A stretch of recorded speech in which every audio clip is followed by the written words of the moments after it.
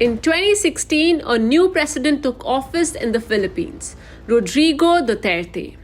Known for his tough talk and anti-establishment rhetoric, Duterte promised to tackle the country's drug problem head-on.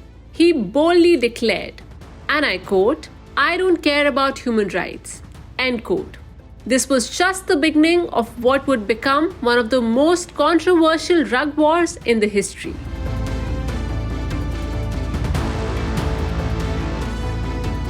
Before becoming the president in 2016, Duterte was the mayor of Davao, a southern metropolis, for 22 years and gained fame for making the city one of the country's safest from street crimes.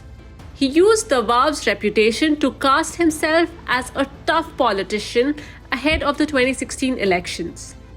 During his 6-year term, which ended in 2022, more than 6,000 suspects were killed as part of his war on drugs campaign. Many were young men, poor, living in the most vulnerable parts of the society.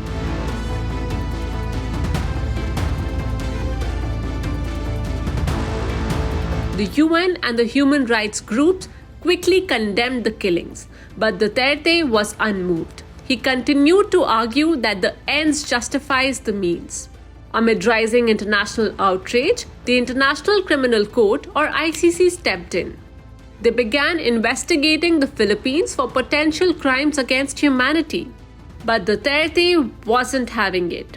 He withdrew the country from ICC in 2019, attempting to block any further investigation.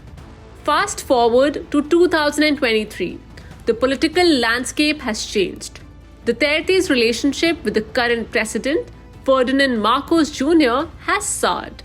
While Marcos initially opposed rejoining the ICC, the tides shifted, and investigations were quietly allowed back into the country.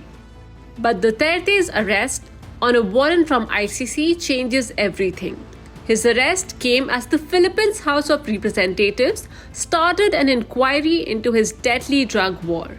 Now, the ICC seeks justice for those who died in the drug war. And despite Duterte's claims of immunity, the world is watching. The question remains, was Duterte justified in his actions? Did his brutal methods really solve the drug problem? Or did they cause more harm than good? Supporters argue that the drug trade was out of control, and his tough stance brought safety to some areas. But critics point to the high cost of this war, where innocent lives were lost and the very rights he swore to protect were tampered.